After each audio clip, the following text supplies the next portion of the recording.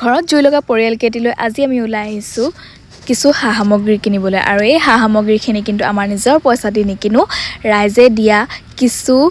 ধনৰ পৰিমাণে আজি আমি এই বস্তুখিনি কিনি লৈ যাম আৰু এইখিনি বস্তু কিনিবলৈ আমি আহিছোঁ ওলাই মানে বাইতা আহিছে মই আহিছোঁ আৰু মিকুক লগতে লৈ আহিছোঁ ইয়াতে আমি বস্তু চাত পুৰা ব্যস্ত হৈ আছোঁ যেহেতু নিজে বনাই আহিছে খাব পালে অকণমান সিহঁতৰো ভাল হ'ব কাৰণ যিটো সময়ত ভোক লাগে মানুহৰ সেই সময়টোত খাব নাপালে বা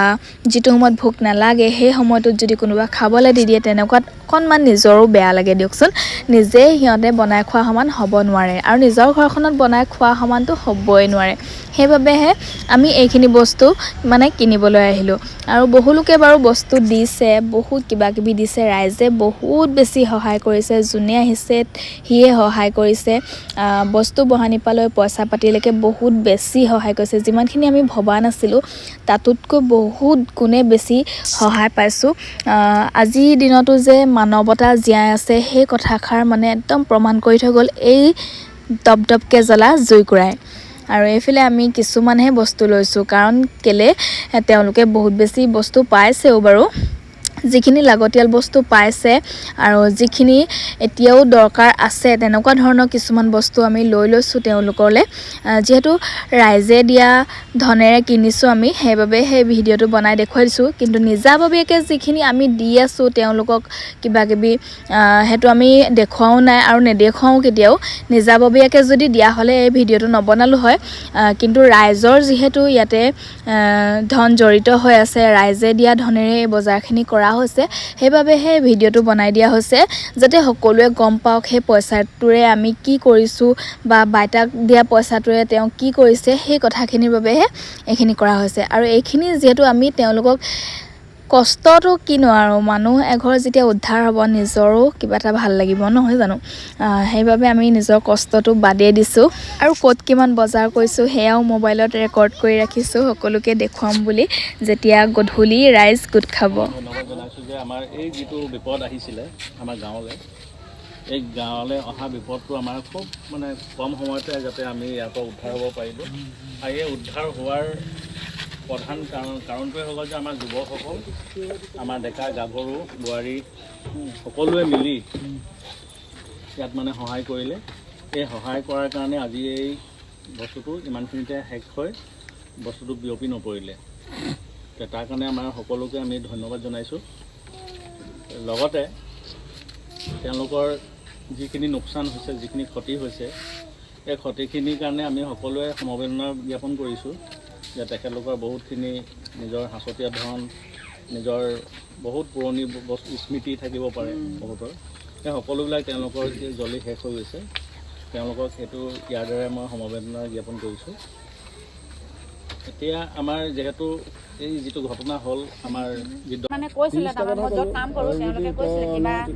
দৰকাৰ হ'লে সহায় দৰকাৰ হ'লে ক'ব মই তেতিয়া তেওঁলোকক কৈছিলোঁ তেওঁলোকে মোক পইচা কিছুমান দিলে আৰু মোৰ এজন জোঁৱাই আছে গেলেকী তেওঁ দিছে তাৰমানে মোৰ হেৰি ভাগিন জোঁৱাই তেওঁ সহায় কৰিলে মোৰ প্ৰায় ৬,০০০ টকা মোৰ ওচৰলৈ আহিলে ৬,০০০ টকাৰ পৰা মই ৬,০০০ টকাটো মই এতিয়া মানে বয় বস্তু কিনি আনিলোঁ তেওঁলোকৰ সেই বাচন বৰ্তন নাই চাউল পাত নাই মই এই দীপিকা বাইদেউ আৰু প্ৰদীপ পাহাৰীয়া আৰু বিন্দুহঁতৰ ঘৰৰ কাৰণে আৰু হেৰি গুলেনা বাইদেউৰ কাৰণেও পইচা কেইটকামান থৈছোঁ বাকী এই 3 ঘৰৰ কাৰণে মই সম্পূৰ্ণ মালখিনি কিনি লৈ আহিছোঁ তাকে আপোনালোকৰ আগতে মই এইখিনি বস্তু তেওঁলোকক দিবলৈ বিচাৰিছোঁ দিয়ক গুণদা আছে হেৰিদা আছে আগবাঢ়ি লৈ একদম ধুনীয়া তুমি ফৰ্মেলি কৰিছা ইয়াত কোনো ত্ৰুটি নাই এতিয়া আৰু মোনা এটা আছে আৰু এতিয়া মানে কি হ'ব কাইলৈ আমাৰ মিউনিচিপালিটি মানুহ আহিব কেইজনমান যিবোৰ লেতেৰা ৱেষ্টেজ সেইবোৰ লৈ যাব গাড়ীত এই জেগাডোখৰ চফা কৰি কাৰণ যিহেতু এতিয়া ডিজাষ্টাৰ মানুহে চাই মেলি তাৰমানে ভাগ কৰি অনা হৈছে তাৰমানে মোনা এটা সৰু যে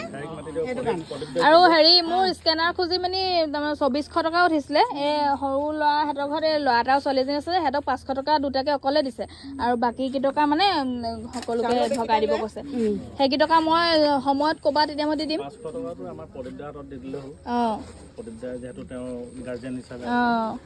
বাকীটো ধৰক এনেকৈ মিলাই মিলি কিবা এটা কৰিব লাগিব সেইকেইটা মই বেলেগে থৈছোঁ যে সেইকেইটা হেৰিকে আনিম হা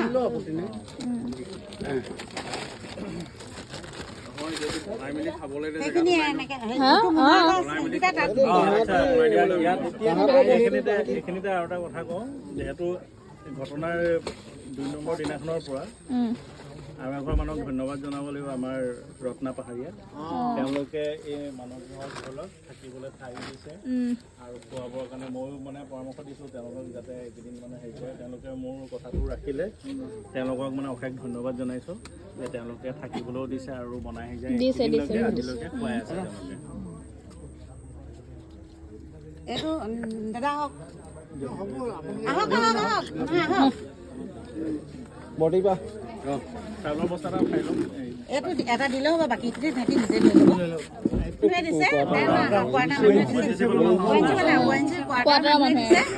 আৰু তেওঁৰ নাম হেৰি প্ৰণৱ তেওঁ দিছে দেই এইখিনি তই লৈ যা এইখিনি আগে লৈ যাচোন তাৰপিছত তুমি আহা ৰ'বা হেৰি এই দুটা লৈ ল দীপিকা দীপিকা এইখিনি সেই কোৱাৰ্টাৰৰ মানুহ এজনে দিছে সেই সুনীল ভেয়া দিছে এইখিনি কাৰণে দিছে এইখিনি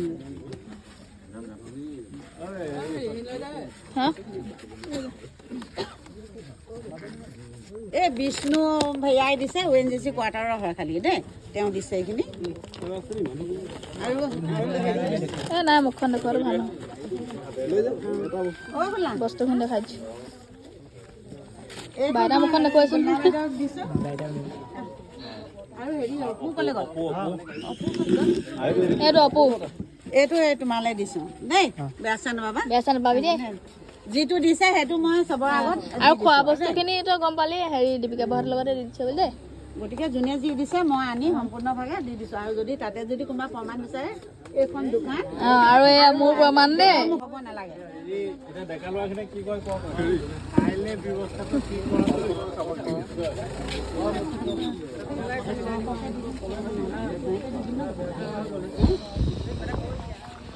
অপু